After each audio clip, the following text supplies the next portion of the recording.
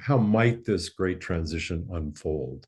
And to that, I'm going to look through a couple of lenses. One is the structural layers of cultural evolution.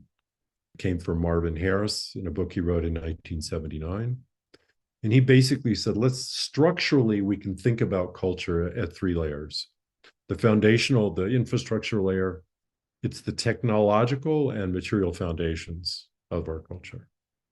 At the structural layer, we have our social and our organizational systems. That's where education and justice, our decision-making, choice-making processes, otherwise known as governance. And at the superstructure layer, that's where worldview and ideologies and spirituality and values and beliefs and cultural narratives come in. If you're going to think about the causal connection between these layers, he tended to draw it this way, that in fact, our economic system, our agriculture system determines our structural systems and our worldviews. If you're coming more from a consciousness-centric perspective, then you will see the sort of the causality in the opposite direction.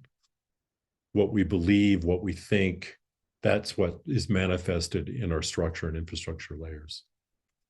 Probably a more accurate representation to see them as co-arising and co-evolving. Another way to think about it is to use Bill Sharpe's 3 horizons model, where horizon 1 is focused on activities that are happening in the present moment. It's like kind of what changes are possible right now within the current dominant systems and practices.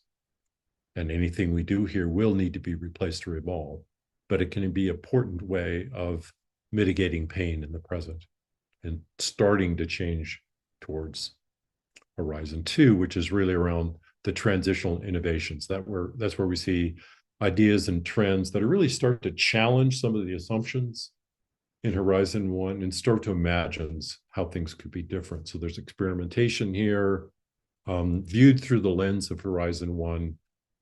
People operating in horizon 2 can be seen as risky or unconventional. But finally, if we're going to accomplish fundamental shift, major transformation, we need to have people focused on building the future models. These are the transformative systems and the entirely new paradigms that give rise to our cultural manifestations. The important thing about this framing is that action is required in all 3 horizons, and it's needed in all 3 layers in order to help accelerate the great transition, this great cultural shift.